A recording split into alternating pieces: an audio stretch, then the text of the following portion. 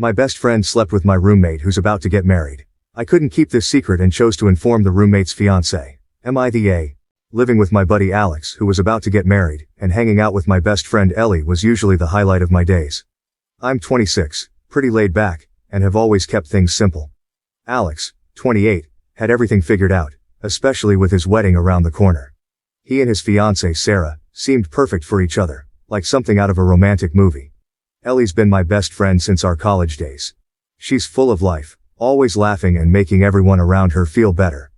We were like two peas in a pod, but in a completely brother-sister kind of way. She often came over to our place, making our apartment feel more alive. But then, things started to change. Ellie and Alex began to get a bit too close, more than what you'd expect from just friends. At first I told myself it was nothing. Friends get close, right?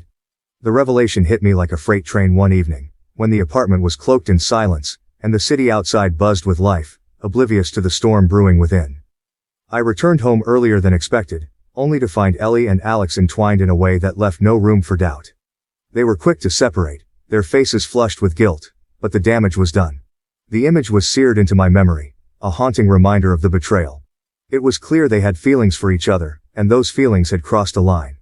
Ever since I found Ellie and Alex, my best friend and roommate, closer than they should have been, my world's been upside down. I wanted to be loyal to both, but my head was a mess. On one hand, Alex was about to get married, and on the other, Ellie has always been like family to me. The apartment we shared, which was once full of jokes and late-night pizza runs, started feeling more like a silent movie. Conversations became whispers when I walked in, and the air felt thick with secrets. I noticed the small things, how they'd suddenly stop talking or how Ellie's visits became more scheduled, especially when I'd be out. It made my chest tight, thinking about it all. I decided to keep it all bottled up inside because, honestly, I didn't want to be the one to cause a hurricane in everyone's lives. I thought maybe, just maybe, if I ignored it long enough, things would go back to normal. I didn't want to be the reason anyone's happiness got ruined, even if it meant putting on a fake smile every day. For 3 whole months I lived in this bubble of hope and fear. Hope that Alex and Ellie would realize their mistake, and fear what would happen if Sarah, Alex's fiancée, found out. It was like walking on a tightrope, trying to balance everything and pretend I was okay with it. Every day was a challenge, trying to act normal around Alex and Ellie.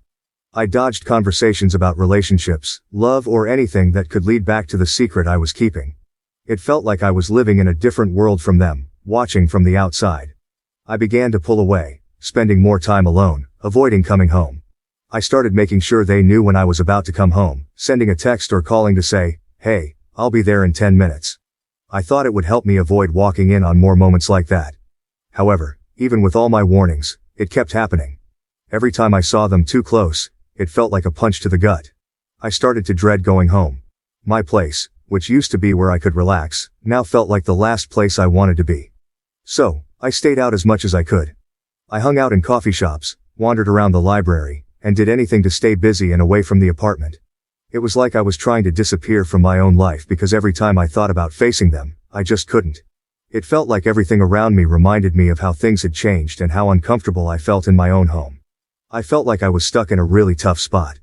Here was my best friend and my roommate, who was about to get married, sneaking around. I kept their secret for 3 months, trying to ignore it and hoping it would just go away. But it ate at me. Sarah, Alex's fiancée, had no idea, and it didn't seem fair to her. The weight of knowing about Ellie and Alex became too much. I felt like I had to do something about it. It wasn't just about being loyal to Alex anymore, it was about doing what seemed right. Telling Sarah about what was happening with Alex and Ellie was one of the hardest things I've ever had to do. It felt like I was carrying the weight of the world on my shoulders, knowing that what I was about to say could potentially ruin lives. But after months of carrying this secret, watching the strain it put on everyone involved, and feeling the weight of it crushing me, I knew it was something that had to be done. No matter how much I wished things could resolve themselves, the reality was clear. Sarah deserved to know the truth. Update. 3 months later, I decided to meet Sarah in a neutral place, somewhere public yet quiet enough for a serious conversation. I chose a small coffee shop in the park, a place that felt serene, hoping it would provide a calm backdrop for the storm I was about to unleash. I remember my hands shaking as I texted her, asking if she could meet me. I tried to sound casual, but every word felt heavy with the weight of what was to come. The day we met, I arrived early, my stomach in knots. As I waited, I rehearsed what I was going to say over and over, But the words felt inadequate. How do you tell someone their world isn't what they think it is? Sarah arrived, her smile bright, unaware of the news I was about to break. Seeing her happiness made what I was about to do even harder. I started the conversation with small talk, trying to ease into it. But how do you ease into something like this? Eventually, I just had to be straightforward. I told Sarah that there was something important I needed to talk to her about, something about Alex. I emphasized that what I was about to share was difficult for me, but I believed she had the right to know. Then, I told her.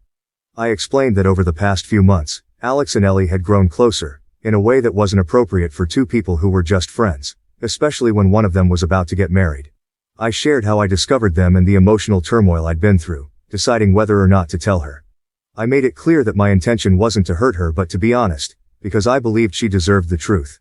Throughout the conversation, I watched Sarah's face change from confusion to shock, and then to something I couldn't quite decipher: hurt, maybe, or betrayal. She asked a few questions, her voice shaky, and I answered as honestly as I could, providing the details she sought. It was heartbreaking to see her process the information, to watch as the reality of the situation sank in. After telling her, I felt a mix of relief and dread. Relief that I had finally shared the secret that had been weighing me down, and dread for what it meant for Sarah, Alex, and Ellie. I offered Sarah my support, whatever decision she made about her future with Alex. I could tell she was shattered. I felt awful, but part of me knew it was better she heard it from me than someone else, or even worse, after the wedding. Walking away from that conversation was like leaving a part of myself behind. I knew things would never be the same after that, but I also knew I had done what I believed was right. It was a moment that changed the course of our lives, a decision made with a heavy heart but a clear conscience. The next few days were like walking through a minefield. Sarah confronted Alex, and the fallout was explosive. I wasn't there, but Alex made sure I knew he blamed me for everything. He came home that night, his face like thunder, and we had it out. "How could you?" he kept saying, over and over, like a broken record. I tried to explain my side, saying I couldn't just stand by and watch him make a mistake that big. But Alex wasn't having any of it. He saw it as the ultimate betrayal. Ellie, on the other hand, was a mix of angry and sad. She thought I had backstabbed them by not keeping their secret. Our friendship, once unbreakable, started showing cracks. She said she understood why I did it, but wished I hadn't. Our conversations became stiff, filled with awkward silences and unspoken words. It was clear things were never going back to how they were. The atmosphere at the apartment turned icy. Alex and I barely spoke, and when we did, it was just the essentials. It felt like I was living with a stranger, not the guy who had been my best friend. Ellie stopped coming over, and our group of friends picked up on the tension. Sides were taken, and suddenly, I found myself on the outside. It was like high school all over again, only lonelier. I started spending more time out of the apartment, staying late at work, wandering around the city, or sitting in parks just to avoid going home. The place I had loved, filled with so many good memories, now felt like a prison. The worst part was the isolation. Friends I thought I had in my corner slowly drifted away, unsure of how to navigate the new dynamics. The emotional toll was heavy. I struggled with guilt, wondering if I had made the right decision. Sleepless nights were common, and I found myself questioning not just my actions, but my judgment. Had I really done the right thing, or had I just destroyed relationships for the sake of my own conscience? Eventually, the situation at the apartment became unbearable. Alex decided he couldn't live with me anymore, and I couldn't blame him. The search for a new place was quick. I just wanted out. Moving out was a relief and a defeat all at once. It felt like I was running away, but I also knew staying wasn't an option. The day I left, the apartment was silent. Alex didn't help me move, and there were no goodbyes. It was a quiet end to a chapter of my life I had thought would last much longer. In the weeks that followed, the fallout continued. Sarah called off the wedding, and though she didn't blame me, our interactions were tinged with the sadness of what had happened. Alex and I lost touch completely, our brotherhood a casualty of the truth. Ellie and I tried to salvage our friendship, but it was like trying to piece together a broken vase. We could put it on the shelf, but it would never hold water again. Looking back, I wonder if things could have been different if I had stayed silent. But deep down, I know I couldn't have lived with myself. The price of honesty was high, and I paid it in friendships and heartache. But lying to myself and everyone else would have cost me even more. In the end, I learned that some truths are heavy, but carrying lies is heavier still. After the storm of revelations and the shifting sands of friendships lost, the days began to brighten for me. It wasn't immediate, the healing.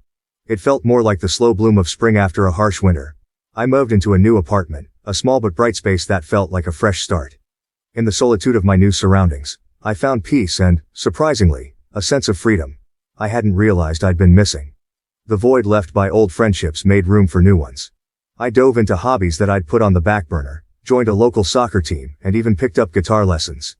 These activities brought me into circles I wouldn't have otherwise crossed, and through them, I met people who brought new perspectives and laughter back into my life.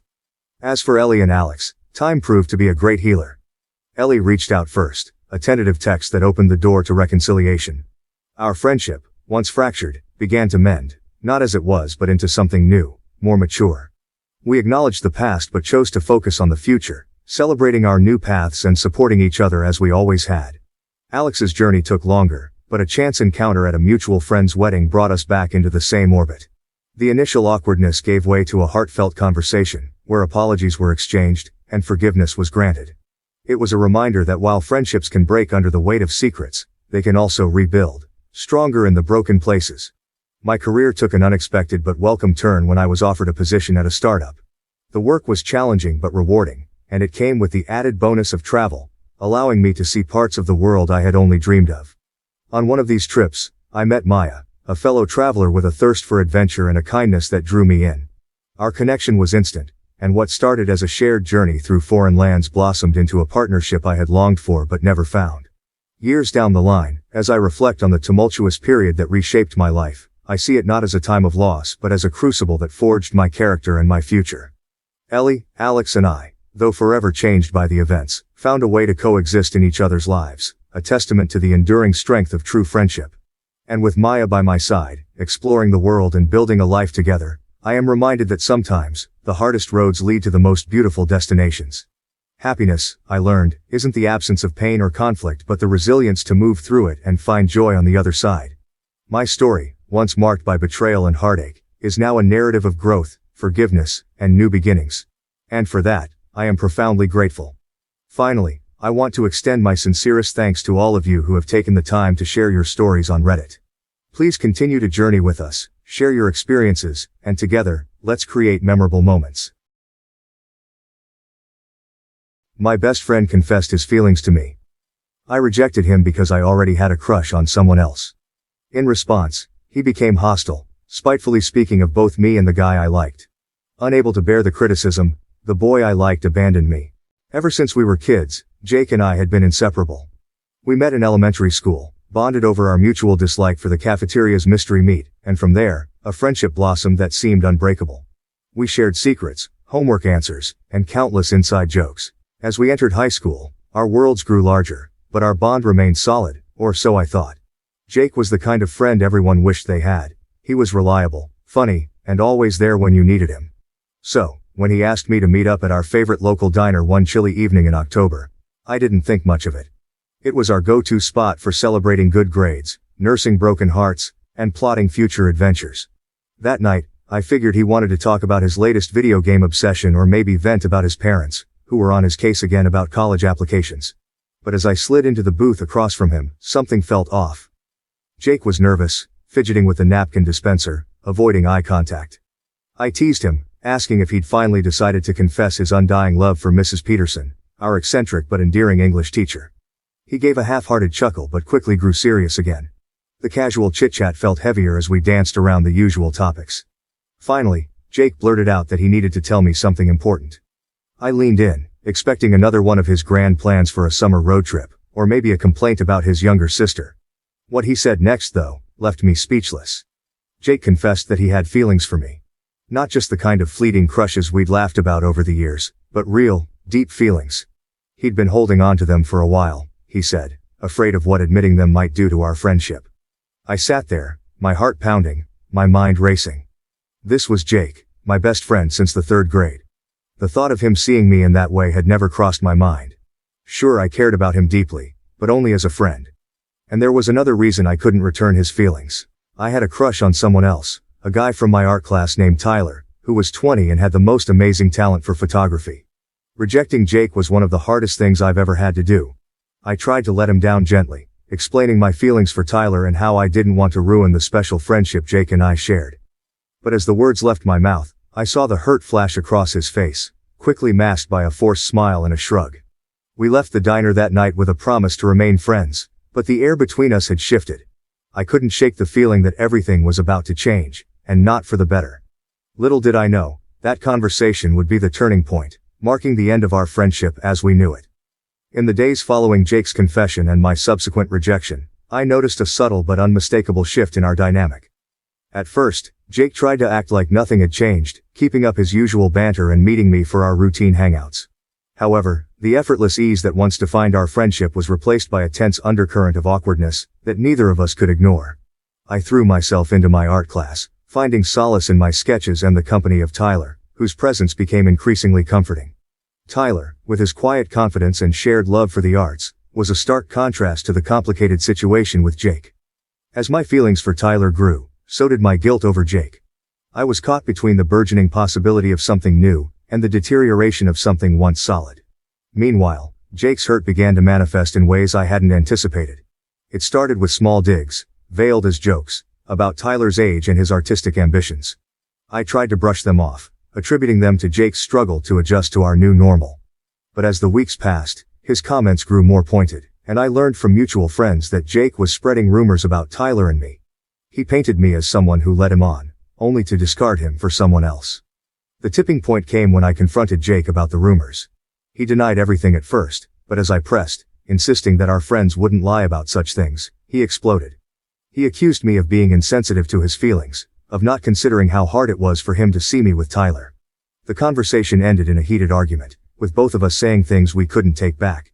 Jake stormed off, leaving me standing alone, feeling a mix of anger, sadness, and an overwhelming sense of loss.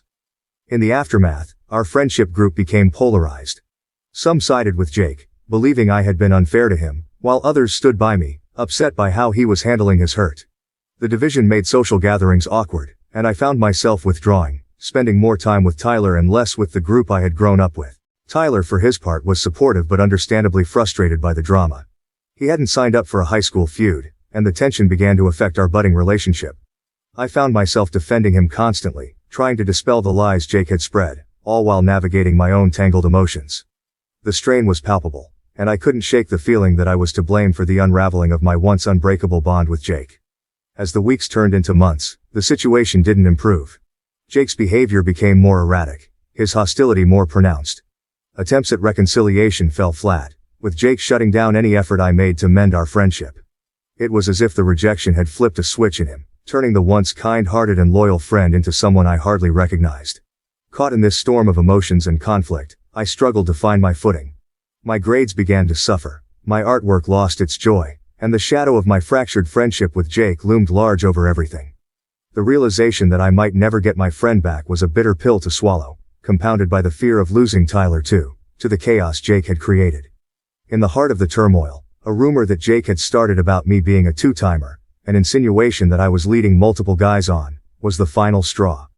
The phrase, so juvenile yet laden with judgment, spread through our circle with surprising speed, tainting the image I had worked so hard to maintain as someone straightforward and sincere in my dealings.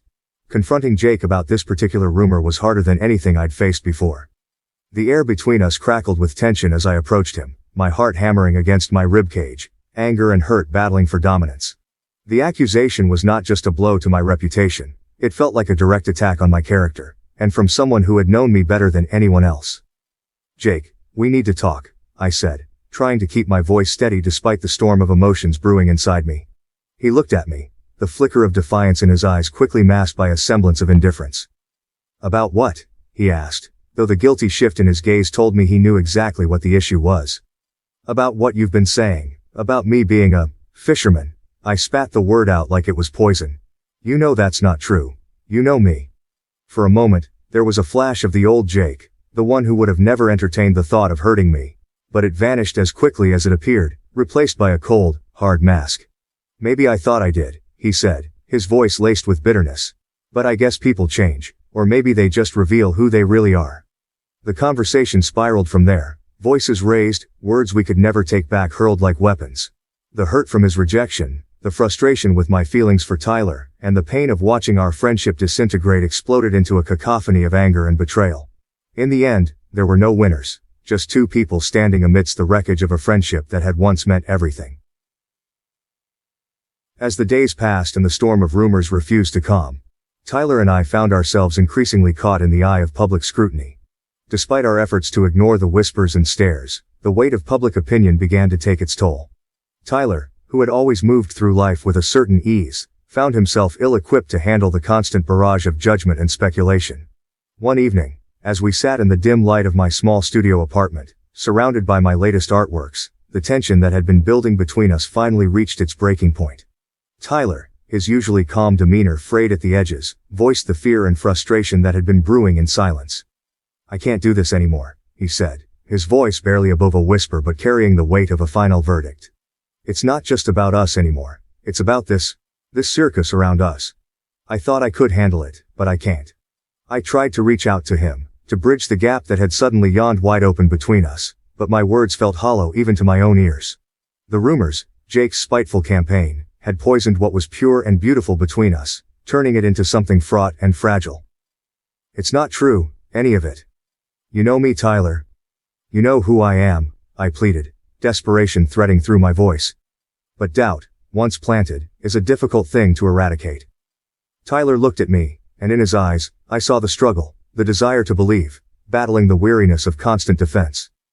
"I know," he said, and in those two words was a world of sorrow. "But knowing isn't enough. It's like we're fighting ghosts. Your past, the rumors, the looks. I'm tired, and I just can't." With that, he stood up, and with every step he took away from me, the future I had envisioned with him crumbled into dust. I watched him leave, a part of me screaming to run after him, to fight for us, but another part, exhausted and resigned, held me back. In the aftermath of Tyler's departure, I found myself adrift. The art that had once been my refuge now echoed the emptiness I felt inside. The canvas remained blank, mirroring the void where inspiration used to flourish. I had lost Jake, my best friend, because of a truth I had stood by, and now I had lost Tyler, the one I loved, to lies I had no control over. The journey from that point was slow and solitary. I learned to find solace in the silence, to appreciate the solitude that allowed me to reflect and heal. My art evolved, no longer just an escape but a way to process and to express the myriad emotions that the ordeal had stirred within me. As the final chapter of this turbulent period of my life came to a close, I found myself alone, grappling with a pain so profound it threatened to consume me entirely. Tyler's departure had left a void in my life that seemed insurmountable, a constant reminder of the cost of truth and the destructive power of rumors. The absence of his presence, once a source of joy and inspiration, now felt like a wound that refused to heal. The studio apartment, once filled with laughter and the promise of shared dreams, echoed with the silence of loss. My art, a reflection of my inner turmoil, became darker, the strokes on the canvas more frantic, as if trying to exorcise the demons of betrayal and abandonment. In the depths of my despair I reached out, seeking solace in the shared wisdom of others who had navigated the treacherous waters of heartbreak and emerged on the other side. I poured my heart out on forums, in letters to unseen friends, and in late-night conversations with anyone who would listen. The question that burned within me was simple yet profound. How do you move forward when the past clings to you like a shadow? And so, I stand at the crossroads of my own making, drowning in a pain that is both a burden and a teacher. I reach out to you, to anyone who has felt the sting of betrayal, the ache of lost love, and the weight of a world turned upside down. How did you find your way back to the surface? How did you learn to breathe again, to find joy in the sunrise, to see beauty in the broken? Finally, I want to extend my sincerest thanks to all of you who have taken the time to share your stories on Reddit. Please continue to journey with us, share your experiences, and together, let's create memorable moments. Despite being insulted by my partner's mother when I spoke up to protect him, I forgave. However, I was devastated when his mother manipulated him and took our wedding savings. I'm Mary, 26, and my boyfriend is Alex, 28 years old. For over 3 years now, I've been in a relationship with my partner. It's been a journey filled with highs and lows, laughter and tears, but through it all, we've remained steadfast by each other's side. He's a kind-hearted soul, gentle and introverted, with a heart of gold. We've built a bond that's rooted in understanding and mutual respect, navigating life's challenges together as a team. However, our journey has not been without its obstacles. One of the biggest challenges we face comes from within Alex's own family, particularly from his mother. She's a complex figure, let's call her Mrs. Smith. From the outside, Mrs. Smith may seem like a typical mother figure, but behind closed doors, her behavior tells a different story. Mrs. Smith exhibits emotionally abusive tendencies towards Alex. She belittles him, criticizes his every move, and manipulates him to fulfill her own needs. It's a pattern of behavior that has persisted for years, casting a shadow over their relationship and leaving Alex feeling trapped and powerless. As I've witnessed the dynamics between Alex and his mother unfold, it's become increasingly clear to me the toll that this emotional abuse takes on him. The constant barrage of negativity chips away at his self-esteem, leaving him feeling unworthy and inadequate. Yet, despite the pain it causes him, Alex yearns for his mother's love and approval, desperately seeking validation from a source that seems incapable of providing it. Mrs. Smith's troubled background serves as a backdrop to her emotionally abusive behavior towards Alex. 3 years ago, she went through a divorce that left her emotionally shattered. The dissolution of her marriage triggered a downward spiral in her mental state, exacerbating her already fragile emotional state. Unable to cope with the upheaval, Mrs. Smith's demeanor shifted, and she became increasingly bitter and resentful. Since the divorce, Mrs. Smith's daily routine has been marked by a sense of aimlessness and despair. She lacks motivation to engage in meaningful activities, often spending her days in isolation. Neglecting household chores and responsibilities, she allows the burden to fall on Alex and other family members. Her lack of contribution to the household only adds to the tension and resentment brewing within the family dynamic. In her interactions with Alex, Mrs. Smith's behavior takes on a toxic edge. She frequently belittles him, using cutting remarks to undermine his confidence and self-worth. Every accomplishment is met with criticism, every mistake magnified and exploited. Her words are like daggers, piercing through Alex's defenses and leaving him emotionally wounded. Yelling has become a common occurrence in their household, with Mrs. Smith unleashing her frustrations on Alex without restraint. Her anger knows no bounds, and she lashes out at him over the smallest of perceived slights.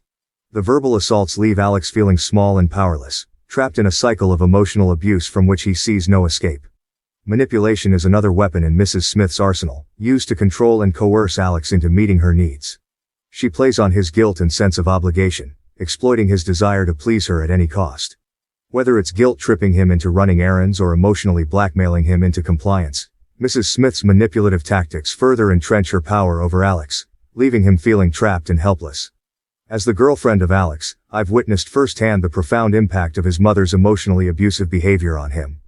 Alex is a gentle and kind-hearted soul, but beneath his calm exterior lies a sea of emotional turmoil, wrought by years of enduring his mother's toxic treatment. The constant barrage of criticism, belittlement, and manipulation from his mother leaves him in a perpetual state of unease and distress. His anxiety manifests in various ways, from racing thoughts and difficulty concentrating to physical symptoms like chest tightness and shortness of breath. These symptoms often escalate into full-blown panic attacks, rendering him immobilized and overwhelmed by fear. Her constant criticism and manipulation chip away at his self-esteem, leaving him feeling unworthy and unlovable. He internalizes her harsh words and begins to question his own worth, doubting whether he's deserving of love and respect.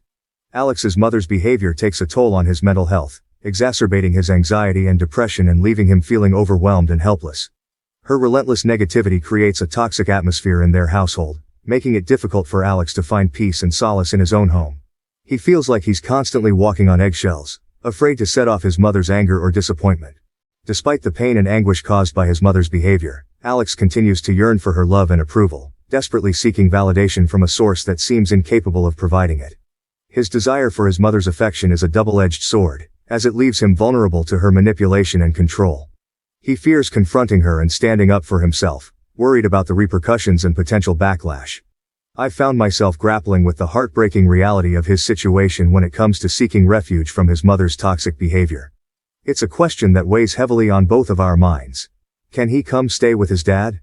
The answer, unfortunately, is not as simple as we had hoped.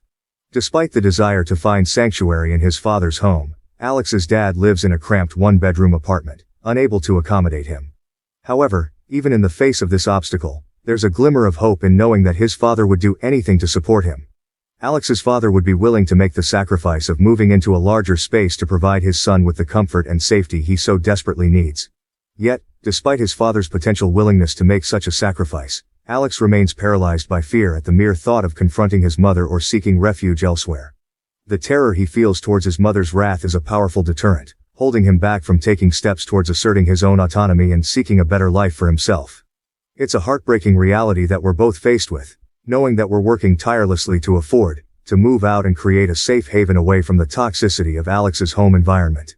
However, as anyone who's tried to navigate the daunting landscape of housing affordability knows, It's an uphill battle filled with financial constraints and limited options.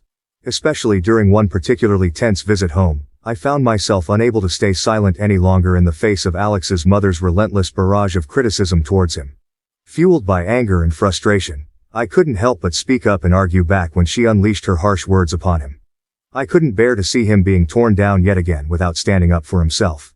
In the heat of the moment, my emotions got the best of me, and I even directed some of my frustration towards Alex, expressing my frustration at what I perceived as his weakness in standing up to his mother's abuse. I knew that if we continued to allow her toxic behavior to go unchecked, it would only serve to poison our future together. However, instead of diffusing the tension, my outburst only seemed to escalate the situation further. Alex's mother turned her fury towards him, accusing him of choosing me over her and demanding that he make a choice between us. It was a heartbreaking ultimatum to witness, knowing that Alex was caught between his loyalty to his mother and his love for me. As if that weren't enough, she didn't hesitate to hurl insults my way, mocking me for my perceived lack of education. Her words stung. Anger, frustration, and sadness coursed through me as I struggled to process what had just transpired. Unable to contain my feelings any longer, tears welled up in my eyes, threatening to spill over at any moment. I made the decision to leave. I couldn't bear to stay in that toxic environment a moment longer, surrounded by negativity and hostility. I hoped that Alex would come after me, that he would show some sign of defiance against his mother's control and choose to stand by my side. But as I walked away, my heart sank with the realization that he remained rooted in place, paralyzed by fear of his mother's wrath. He remained a prisoner of his own fears, unable to defy the hold that his mother had over him. In the aftermath of the heated confrontation and my subsequent departure, I was left grappling with a whirlwind of conflicting emotions. Anger, hurt and disappointment vied for dominance within me. But amidst it all, one undeniable truth remained. I loved Alex. Despite the pain he had caused me, I couldn't shake the deep-rooted affection I felt for him. A week passed, and despite my initial resolve to stand firm in my decision, I found myself unable to resist the pull of love and compassion. I couldn't bear to see Alex suffer alone, trapped in the suffocating grip of his mother's manipulation. So, against my better judgment, I forgave him. I rationalized my decision by telling myself that love was worth fighting for, that I couldn't abandon him in his time of need. But forgiveness didn't mean forgetting. I made it clear to Alex that while I was willing to give him another chance, I wouldn't subject myself to further abuse at the hands of his mother. From that point on, we chose to meet outside of his mother's house, avoiding the toxic environment that had caused us so much pain. However, just when I thought we were making progress, another blow came crashing down. Alex made the shocking decision to take the money we had been saving for our future together and hand it over to his mother. It was a devastating betrayal, one that cut me to the core. The realization that Alex had succumbed once again to his mother's manipulation was like a dagger to my heart. I felt a wave of despair wash over me, wondering how I could have been so blind to the extent of Mrs. Smith's control over him. The money we had saved was meant to be a symbol of our commitment to each other, a tangible reminder of our dreams for the future. To see it squandered away on his mother's whims felt like a betrayal of everything we had worked so hard for. In that moment, I felt a profound sense of helplessness and despair. It was clear that Mrs. Smith's psychological manipulation knew no bounds, and I realized with a sinking feeling that I was powerless to stop it. Despite my love for Alex, I couldn't ignore the harsh reality of our situation. And while my heart ached at the thought of walking away, I knew that I couldn't continue to sacrifice my own well-being for the sake of a relationship that was built on a foundation of manipulation and deceit. So he and I broke up. 1 month later, I received a distressing call from Alex. His voice trembled with despair as he confessed that he felt utterly worthless, consumed by thoughts of despair and hopelessness. My heart broke for him as he revealed that his mother had callously betrayed him, taking all the money he had given her and running away with another man. In that moment, it became painfully clear that he needed me more than ever before. Driven by love and compassion, I made the decision to return to his side, determined to offer him the support and comfort he so desperately needed. Together, we embarked on a journey of healing, attending regular therapy sessions at the hospital to address his mental health struggles. Despite the challenges we faced, I remained steadfast in my commitment to him, serving as his rock and source of encouragement during his darkest moments. I took it upon myself to create a sense of hope and optimism for our future, painting a vivid picture of the beautiful life that awaited us once he emerged from the shadows of his past. Slowly but surely, his spirit began to stabilize, and the light of hope flickered once again in his eyes. In the midst of our shared struggles, our bond only grew stronger, forged in the fires of adversity and strengthened by our unwavering love for each other. It was during this time of turmoil and transformation that we made the decision to take the next step in our journey together. We decided to get married. Filled with a renewed sense of purpose and determination, we embarked on the exciting journey of planning our future together, eager to leave the pain and hardship of the past behind us. With each passing day, our love continued to blossom, a beacon of light guiding us towards a brighter tomorrow. And as we stood hand in hand, ready to face whatever challenges lay ahead, I knew in my heart that together, we could conquer anything that came our way. Now, after being married for 10 months, I find myself pregnant with our son, a new chapter of joy and anticipation unfolding before us. However, just as we began to revel in the happiness of impending parenthood, the specter of Alex's estranged mother reappeared, casting a shadow of uncertainty over our lives once again. With tearful pleas and desperate appeals, she sought to worm her way back into our lives, leaving me feeling torn and uncertain about what course of action to take. In the midst of this turmoil, I find myself grappling with conflicting emotions. As the gravity of the situation weighed heavily on my mind, I felt compelled to speak up, to plead with my husband to reconsider the idea of letting his estranged mother back into our lives. The thought of subjecting our unborn child to the same pain and turmoil that Alex had endured in the past filled me with an overwhelming sense of dread and urgency. In a quiet moment together, I took a deep breath, steeling myself for the difficult conversation that lay ahead.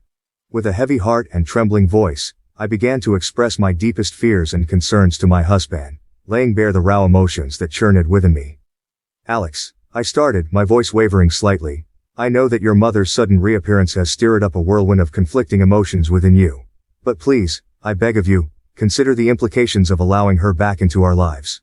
I reached out, grasping his hand tightly in mine, seeking solace and support in his reassuring presence.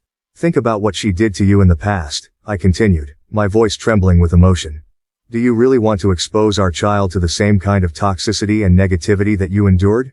Tears welled up in my eyes as I spoke, my heart aching with the weight of my words.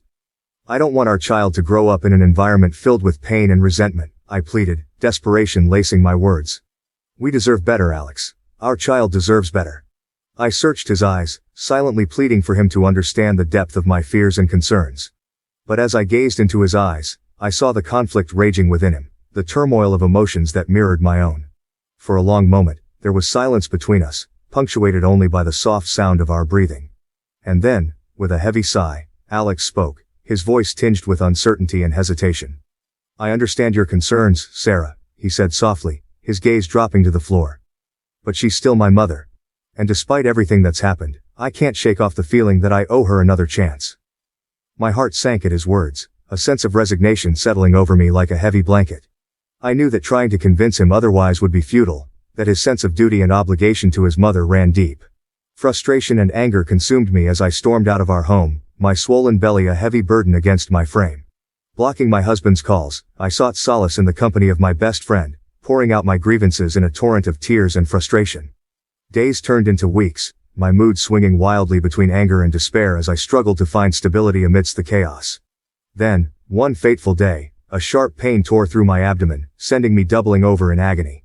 Fear gripped my heart as my best friend rushed me to the hospital, the urgency of the situation propelling us forward with a sense of urgency. In the sterile confines of the hospital room, the truth of our predicament hit me like a sledgehammer.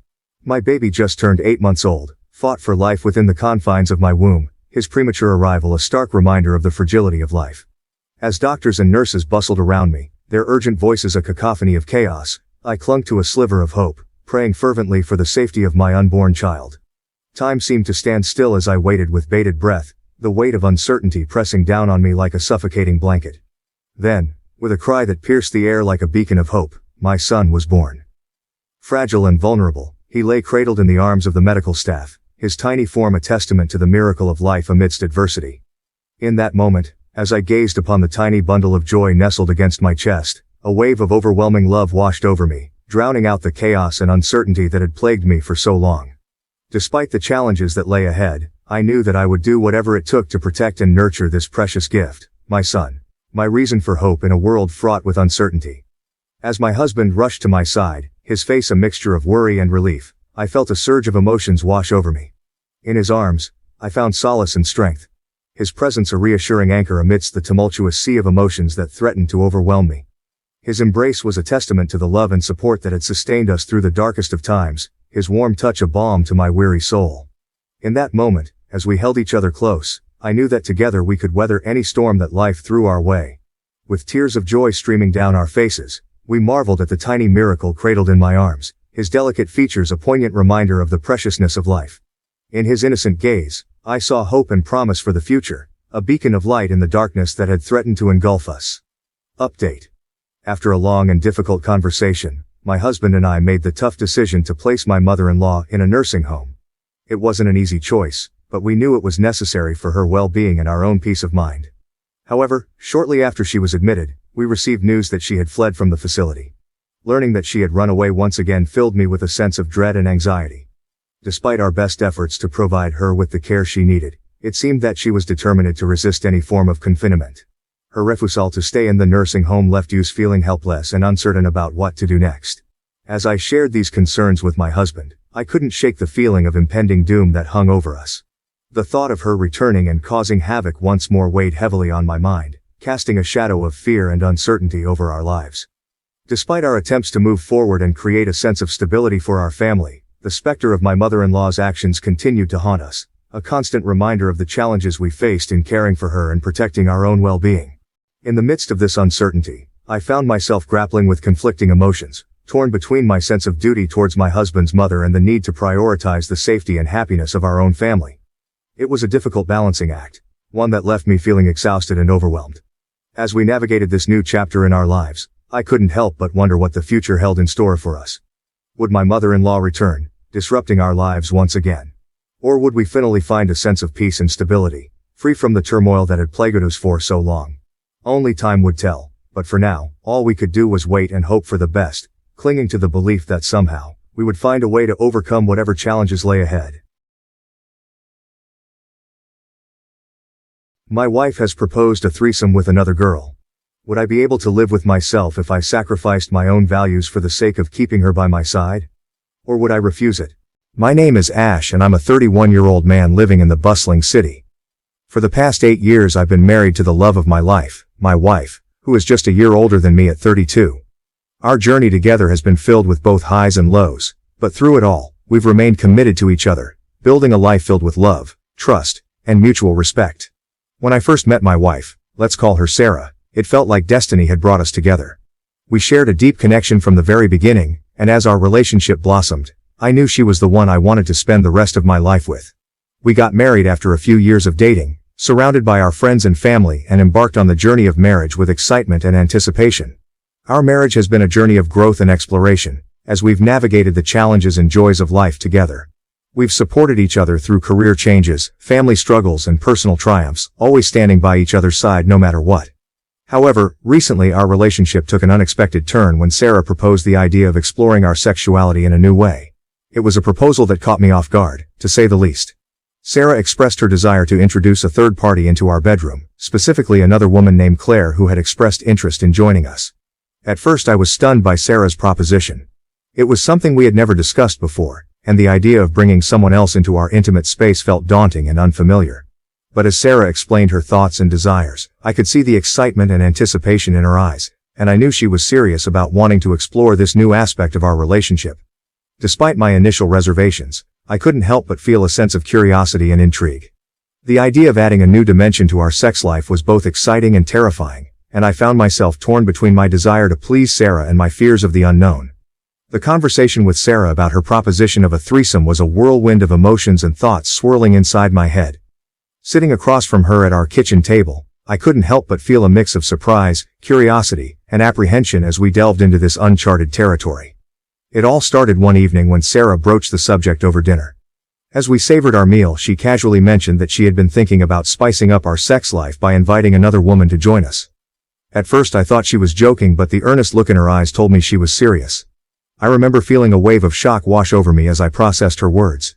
This was not a conversation I ever expected to have with my wife, and I struggled to wrap my head around the idea of sharing her with someone else. But as Sarah began to explain her perspective, I could see the excitement and anticipation bubbling within her. She spoke about her desire to explore her bisexual interests and her curiosity about adding a new dynamic to our relationship. She assured me that it was not about replacing me or seeking a polyamorous arrangement, but rather about enhancing our connection and experiencing something new together. Despite her reassurances, I couldn't shake the nagging doubts and concerns that lingered in the back of my mind. I worried about the potential complications and risks involved in inviting a third party into our intimate space. Would it change the dynamic between Sarah and me? Could it lead to jealousy or resentment down the line? Sarah sensed my hesitation and gently encouraged me to express my thoughts and feelings openly. She listened attentively as I voiced my concerns, patiently addressing each one with empathy and understanding. She reassured me that our relationship was strong enough to withstand any challenges that may arise and that she valued my happiness and comfort above all else. Deep down, I struggled to trust her intentions and questioned the true motives behind her proposal. In a moment of frustration and insecurity, I reacted harshly, my words laced with doubt and skepticism. I couldn't understand why she would want to jeopardize our marriage by introducing such a risky and potentially destructive element into our relationship. My mind raced with worst-case scenarios and I found myself lashing out in fear and anger. As the tension between us reached a boiling point, I made it clear that I was not comfortable with the idea of a threesome and that I would not entertain the notion any further. I couldn't bear the thought of sharing Sarah with another woman, and the mere suggestion of it filled me with a sense of betrayal and hurt. My own fears and insecurities clouded my judgment, leaving me unable to see beyond the immediate threat I perceived to our marriage. I recoiled from her touch, shutting her out as I retreated into my own turmoil. As the weight of my words hung heavy in the air, I realized the depth of the damage I had caused. My harsh reaction had pushed Sarah further away, widening the rift between us and deepening the divide in our marriage. As the conversation with Sarah reached its peak, with a tone that brooked no argument, she delivered chilling finality. Accept her proposal for a threesome, or risk losing her altogether. My heart sank as her words echoed in my mind, the weight of her ultimatum pressing down on me like a suffocating blanket. The thought of losing her, of watching our relationship crumble before my eyes, filled me with a sense of overwhelming dread. With a heavy heart I listened as Sarah outlined her terms. She offered me a mere 2 weeks to consider her proposal, a scant amount of time to grapple with the gravity of the decision before me. The pressure of her deadline bore down on me, leaving me feeling suffocated and overwhelmed. I found myself torn between my love for Sarah and my own moral convictions. The prospect of losing her was almost too much to bear, yet I couldn't bring myself to betray my own principles in order to keep her by my side. The choice before me felt impossible, each option laden with its own set of consequences and repercussions. As the deadline loomed closer, I found myself grappling with a myriad of conflicting emotions. On one hand, there was my deep love for Sarah, a bond that had weathered its fair share of storms over the years. On the other hand, there was my own sense of self-respect, my moral compass guiding me towards what I believed was right. The weight of the decision ahead of me felt like a heavy burden, one that I alone bore the responsibility of carrying. Would I be able to live with myself if I sacrificed my own values for the sake of keeping Sarah by my side? Or would I regret it for the rest of my days, haunted by the knowledge that I had betrayed my own principles? Update. Recently, there's been a significant gap between us, both emotionally and physically. It feels like we're miles apart, like there's this huge divide separating us from the closeness and intimacy we once had. I can feel the change most when it comes to our physical connection. We used to have this easy way of touching each other, of being close without even thinking about it. But now it's like there's this tension between us that wasn't there before. I find myself pulling away from my wife's touch, almost like I'm afraid of it. It's a strange feeling, one that I can't quite shake off. It's like her presence itself has become this uncomfortable weight, making it hard for us to connect like we used to. As an objective observer, I would like to offer some advice based on the situation described. 1. Know to Claire.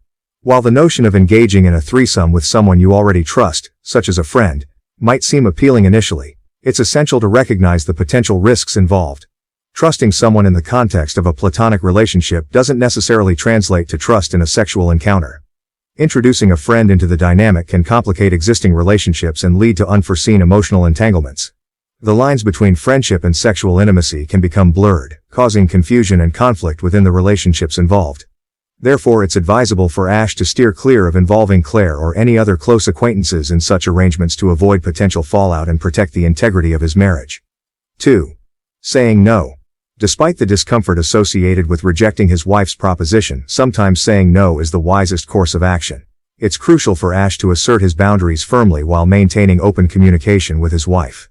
By expressing his reservations and concerns, Ash can demonstrate his commitment to honesty and transparency in their relationship. How his wife reacts to his refusal can provide valuable insights into her respect for his boundaries and her willingness to prioritize their mutual well-being over her desires. It's essential for Ash to ensure that his refusal doesn't lead to resentment or distance between them, fostering an environment of understanding and respect, even in the face of difficult decisions. 3. Establish boundaries. Before considering any further steps, it's imperative for Ash and his wife to establish clear and unequivocal boundaries for any potential threesome. They must engage in open and honest discussions to outline their expectations, desires, and limitations regarding the proposed arrangement. Agreeing that any involvement with a third party would be a one-time occurrence unless both parties explicitly consent to future encounters is crucial to avoiding misunderstandings and conflicts. Establishing clear boundaries up front can help mitigate the risk of emotional turmoil and ensure that both partners feel respected and valued in the decision-making process. It's essential for Ash and his wife to approach these discussions with empathy, understanding, and a commitment to prioritizing their relationship's stability and well-being above all else. 4. Consider the risks. While the prospect of exploring sexual fantasies and desires may be enticing, it's essential for Ash to consider the potential risks and consequences associated with engaging in a threesome. Threesomes can introduce a myriad of complexities and challenges into a relationship, including jealousy, insecurity, and emotional distress. Ash should reflect on whether the potential rewards of such an encounter outweigh the potential risks to their marriage and emotional well-being. Trusting his instincts and prioritizing open communication with his wife can help Ash navigate this decision with clarity and confidence. Ultimately, it's vital for Ash to make a choice that aligns with his values, priorities, and long-term goals for their relationship, ensuring that their bond remains strong and resilient in the face of temptation and uncertainty. Finally, I want to extend my sincerest thanks to all of you who have taken the time to share your stories on Reddit. Please continue to journey with us, share your experiences, and together, let's create memorable moments. My ex-wife divorced me after a personality change. I found out I have a brain tumor. How do I move forward? My name is Andrew, 32 years old. In 2022, the chapter closed on a significant part of my life. My marriage. It wasn't just any marriage. It was a journey filled with love, adventure, and an exceptionally deep connection. Reflecting on it, our relationship wasn't merely between two people, it intertwined with entire families, becoming a testament to the love and bonds we shared. My ex-wife's brother and I were so close that I had the honor of being his best man, an experience that highlighted the depth of our intertwined lives. I met Sarah, my ex-wife, 33 years old, during a time of great optimism and hope. We were young and in love, ready to take on the world together. Our relationship blossomed quickly, fueled by late-night conversations and spontaneous adventures. We spent hours exploring the city together, getting lost in its winding streets and hidden treasures. We laughed, we argued, and we discovered new things about each other every day. It was a time of discovery and growth, a period of intense bonding that laid the foundation for what was to come. One of the defining moments of our early relationship was our trip to Belize. It was a spur-of-the-moment decision, fueled by a sense of wanderlust and a desire to experience new cultures together. We found ourselves immersed in the beauty of the Mayan ruins, the ancient stones whispering secrets of a bygone era. It was there, amidst the backdrop of history and romance, that I made the decision to propose to Sarah. Sarah said yes, of course, her eyes sparkling with joy and excitement. In that moment, surrounded by the ancient ruins and the promise of a future together, we felt invincible. We returned home with hearts full of love and dreams of the life we would build together. Looking back on those early days now, it's hard to believe how much has changed. The innocence of our youth has been replaced by the harsh realities of adulthood, and the promise of forever has given way to the harsh reality. Our bond, as beautiful as it was, began to face trials that neither of us could have anticipated. Initially, it was like any other challenge a couple might face, something we believed we could overcome together. Yet as time passed, the hurdles became more daunting, testing our resilience in ways we never imagined. My mental health began to deteriorate, casting long shadows over our lives. What started as subtle changes in my behavior soon spiraled into something far more severe. In public, I was constantly on edge, plagued by an unshakable feeling of being followed. This paranoia escalated to the point where I became convinced our home was bugged, and that police or even government agencies were monitoring me. These weren't fleeting thoughts, they were deeply ingrained beliefs that dictated my actions, leading to a profound sense of fear and isolation. The day my wife, out of sheer desperation and concern, convinced me to go to the emergency room, marked a pivotal moment in our story. There, I received a diagnosis that seemed to offer some answers. A psychotic break, accompanied by bipolar and schizoaffective disorder. This diagnosis was a double-edged sword. On one hand, it provided a name to the chaos that had taken over our lives, but on the other, it brought a new set of challenges and questions about the future. Despite these difficulties, my wife stood by me, embodying patience and compassion. But as time went on, Even with treatment, my behavior didn't stabilize. It was as if the essence of who I had always been was slipping away, replaced by someone we both didn't recognize. This transformation wasn't just internal, it manifested in actions that were out of character for me.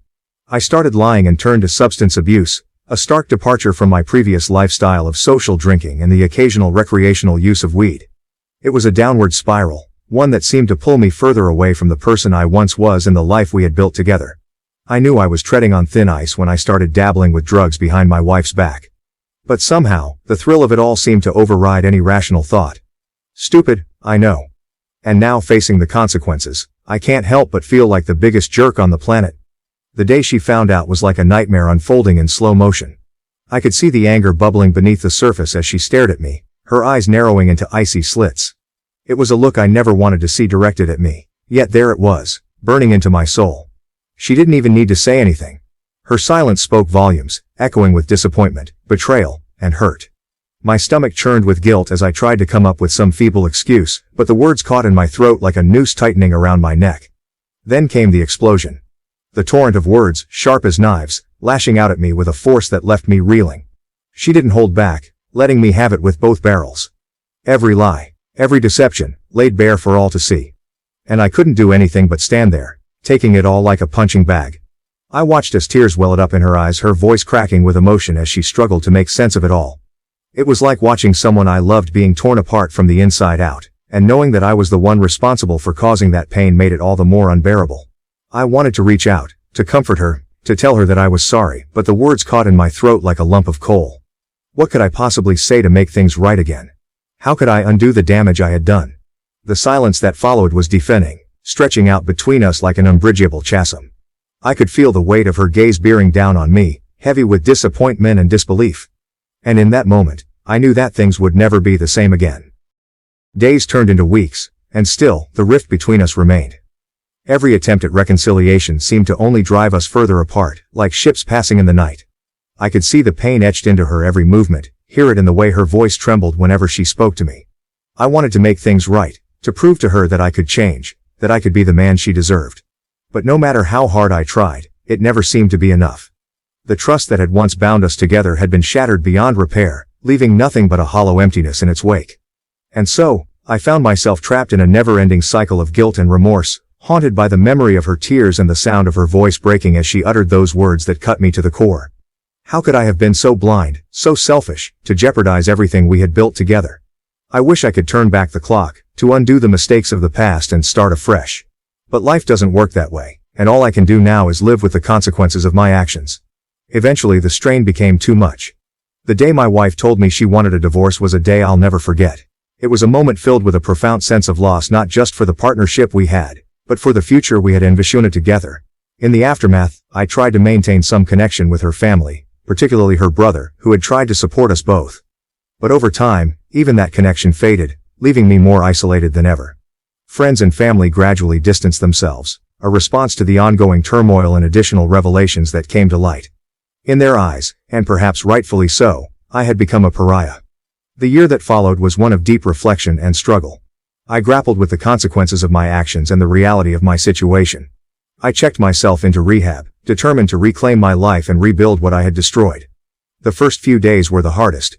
Detoxing was hell, both physically and mentally. Every fiber of my being screamed for a fix, but I refused to give in. The counselors and therapists at the facility became my lifeline, guiding me through the darkest moments with compassion and understanding. Group therapy sessions forced me to confront the demons I had been running from for so long. I shared my story with strangers who quickly became confidants, realizing that I wasn't alone in my struggles. Together, we leaned on each other for support, finding strength in our shared experiences. As the days turned into weeks, I began to see glimpses of the man I used to be. The man Sarah fell in love with. Clear-headed and focused, I tackled each challenge head-on, determined to emerge from this ordeal a better version of myself. However, things didn't go as smoothly as I had anticipated. Jobs came and went, and I found myself barely scraping by, a stark contrast to the stability I once took for granted. It was a low point, both personally and professionally, one that forced me to confront the changes I needed to make in my life. Amid this turmoil, there were glimmers of hope. I managed to invest in property. Investing in property was a turning point for me. It felt like finally gaining solid ground after years of uncertainty. The process wasn't easy, And there were moments when I doubted if I could pull it off. But with determination and perseverance, I made it happen. Owning property provided a sense of stability and security that I had longed for. It was a tangible asset, something I could hold on to and build upon. Watching the value of the property grow over time was incredibly satisfying, knowing that I had made a smart investment for my future and for my family. But beyond the financial benefits, owning property gave me a sense of pride and accomplishment. It was a symbol of how far I had come from the depths of addiction, proof that I was capable of building a better life for myself and my loved ones. A new companion, a little pup named Archie, brought a sense of comfort and purpose to my days. Therapy became a beacon of light, offering insights and coping mechanisms that slowly helped me navigate the complexities of my situation. After everything gradually stabilized, I found myself facing unexpected health issues. Headaches became a daily occurrence, a constant throb in the background of my life. Riding the elevator triggered dizzy spells, leaving me disoriented and unsteady on my feet. Concentrating for too long brought on pounding headaches, as if my brain was protesting the effort. Even driving became a challenge, with persistent ringing in my ears adding to the discomfort. At first I brushed off these symptoms as mere inconveniences, attributing them to the stress I had endured and my erratic eating habits. I convinced myself that I was simply feeling weak, a side effect of everything I had been through. But as the days turned into weeks and the symptoms persisted, I began to worry. However, because I was too busy, I did not make an appointment to see a doctor. The revelation came like a thief in the night, unexpected and life-altering. It was during a routine business trip, one of many I'd taken in the recent months as I tried to rebuild the semblance of a normal life, that the world as I knew it came crashing down. One minute I was navigating through the bustling airport, the next I was on the ground, consciousness slipping away like grains of sand through my fingers. Waking up in the hospital was a disorienting experience. The sterile white of the room, the beep of machines monitoring my vitals, and the concerned faces of medical staff hovering over me. It was a stark contrast to the life of constant movement I had been leading. The confusion was palpable, the fear, a silent companion as I tried to piece together what had happened. The journey to diagnosis was fraught with uncertainty. Initial tests were inconclusive, leading to more questions than answers. My medical history, a tapestry of misdiagnoses and treatments for mental health issues, painted a complex picture that puzzled the medical team. Yet it was the insistence of a keen-eyed doctor who noticed the peculiarities in my symptoms and history that led to the decisive MRI scan. The scan revealed the unexpected culprit, a brain tumor, nestled in a part of my brain where it had been orchestrating the chaos in my life from the shadows. The moment of revelation was surreal. Sitting in the dimly lit office, the images of my brain displayed on the screen, I listened as the doctor explained the nature of the tumor. It was benign, they believed, but its location had been impacting my behavior and mental health in profound ways. The words brain tumor echoed in my mind, a stark contrast to the previous labels I had been given. My initial reaction was one of shock, quickly followed by a flood of relief. For years I had been a prisoner in my own body, my mind a battlefield of paranoia, erratic behavior, and unexplainable emotions. To have an explanation, a tangible cause for the turmoil, was a liberation I hadn't expected. It was as if the pieces of a puzzle had suddenly clicked into place, offering a clarity I had been seeking for so long. My mind wandered to my ex-wife, to the life we had shared, and to the dreams we had for the future. Could the unraveling of our marriage have been avoided if this diagnosis had come sooner? The thought was haunting, a bitter reminder of the fragility of life and the impact of what lies hidden within us. In the immediate aftermath of my diagnosis, a flood of emotions and thoughts besieged me. There was an undeniable urge to share this significant discovery with my ex-wife and her brother, not for the sake of rekindling lost connections but to offer them an explanation, an insight into the chaos that had dismantled the life we once cherished together. Yet, as I dwelled on this impulse, the complexities of such an action became increasingly apparent. The pain, confusion, and upheaval that my behavior had inflicted were not wounds easily healed, and my reemergence, regardless of the intentions behind it, risked reopening scars that had perhaps begun to mend. The bond my ex-wife and I shared was once unbreakable, forged in the fires of shared dreams, laughter, and love. Her brother too was not just a sibling by marriage but a friend, a confidant. The dissolution of our marriage wasn't merely a legal separation, it was the crumbling of a shared existence that had intertwined deeply with our families, friendships, and sense of self. The decision to divorce, while devastating, was a necessary measure she felt compelled to take for her well-being and, painfully, I couldn't dispute her reasons. Our paths had diverged, irrevocably altered by the storm that had swept through our lives. In the wake of the divorce, the silence between us grew, a chasm widened by lost trust and hurtful actions. The initial attempts to maintain a connection, to reach out through messages and emails, soon gave way to the realization that such efforts were met with silence, not out of malice but a need for closure and healing. Mutual friends, too, found themselves caught in the aftermath, eventually stepping back as the complexity of our situation made it difficult to navigate the waters of allegiance and support.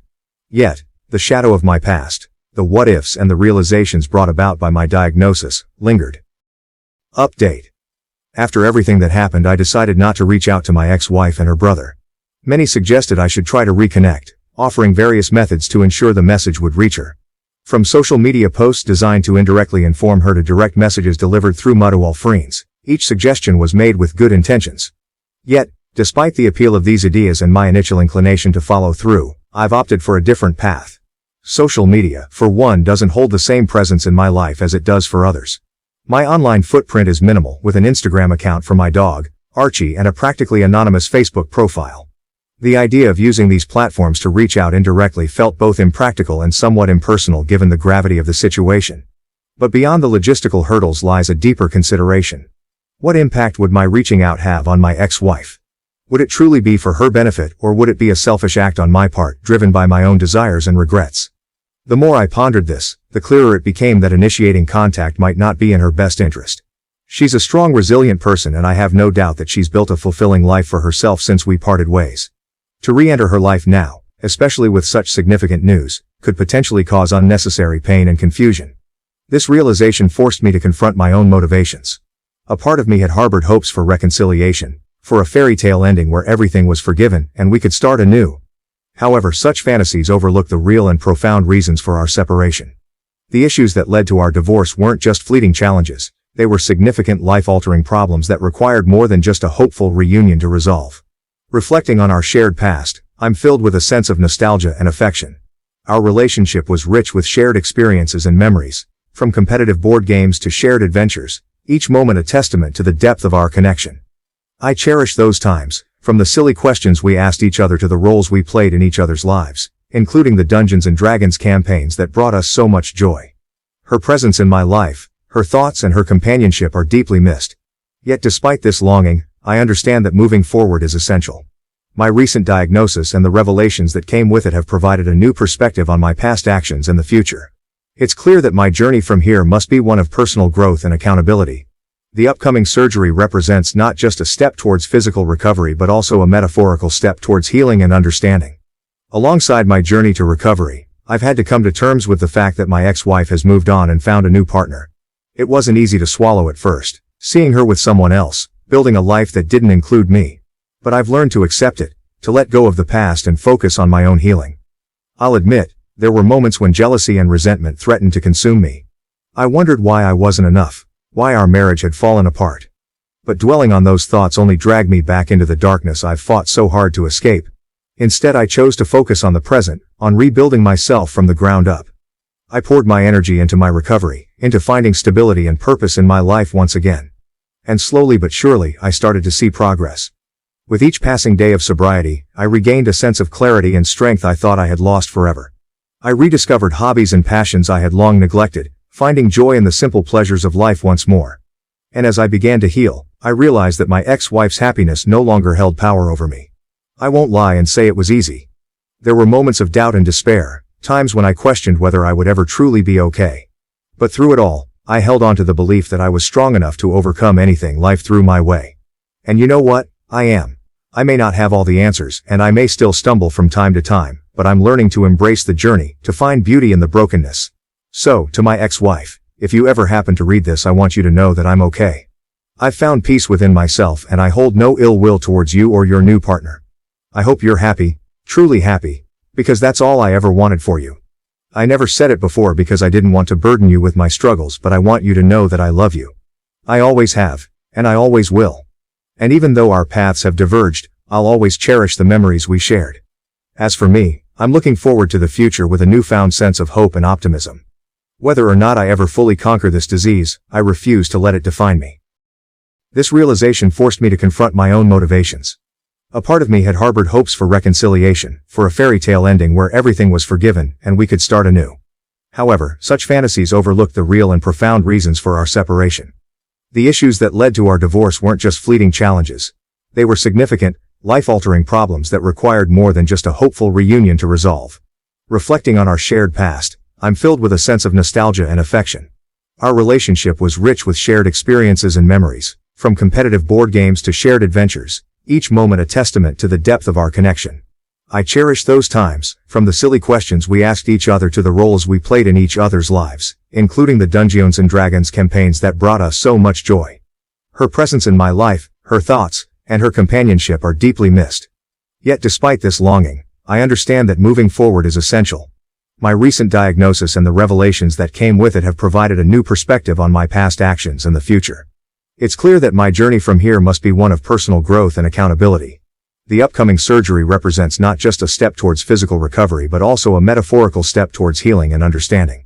Alongside my journey to recovery, I've had to come to terms with the fact that my ex-wife has moved on and found a new partner. It wasn't easy to swallow at first, seeing her with someone else, building a life that didn't include me. But I've learned to accept it, to let go of the past and focus on my own healing. I'll admit, there were moments when jealousy and resentment threatened to consume me. I wondered why I wasn't enough, why our marriage had fallen apart. But dwelling on those thoughts only dragged me back into the darkness I've fought so hard to escape. Instead, I chose to focus on the present, on rebuilding myself from the ground up. I poured my energy into my recovery, into finding stability and purpose in my life once again. And slowly but surely, I started to see progress. With each passing day of sobriety, I regained a sense of clarity and strength I thought I had lost forever. I rediscovered hobbies and passions I had long neglected, finding joy in the simple pleasures of life once more. And as I began to heal, I realized that my ex-wife's happiness no longer held power over me. I won't lie and say it was easy. There were moments of doubt and despair, times when I questioned whether I would ever truly be okay. But through it all, I held on to the belief that I was strong enough to overcome anything life threw my way. And you know what? I am. I may not have all the answers and I may still stumble from time to time, but I'm learning to embrace the journey to find beauty in the brokenness. So, to my ex-wife, if you ever happen to read this, I want you to know that I'm okay. I've found peace within myself, and I hold no ill will towards you or your new partner. I hope you're happy, truly happy, because that's all I ever wanted for you. I never said it before because I didn't want to burden you with my struggles, but I want you to know that I love you. I always have, and I always will. And even though our paths have diverged, I'll always cherish the memories we shared. As for me, I'm looking forward to the future with a newfound sense of hope and optimism. Whether or not I ever fully conquer this disease, I refuse to let it define me. I choose to live each day to the fullest, to find happiness in the small moments, and to love fiercely, just as I always have. In the meantime, life continues to move at a relentless pace. Job opportunities have arisen, presenting new challenges and decisions, and my recent property purchase adds another layer of complexity to my situation. Each of these developments, while stressful, also brings a sense of purpose and progress. As I navigate this busy period, I find myself feeling optimistic for the first time in years. The prospect of what lies ahead, though uncertain, is invigorating. My focus now is on healing, both physically and emotionally, and on the growth that I hope will follow. The path ahead is unclear, but I'm ready to face it with a renewed sense of hope and determination. My story, with its twists and turns, may not have the resolution that some were hoping for. Yet it's a narrative that's still being written, with lessons learned and more yet to be discovered.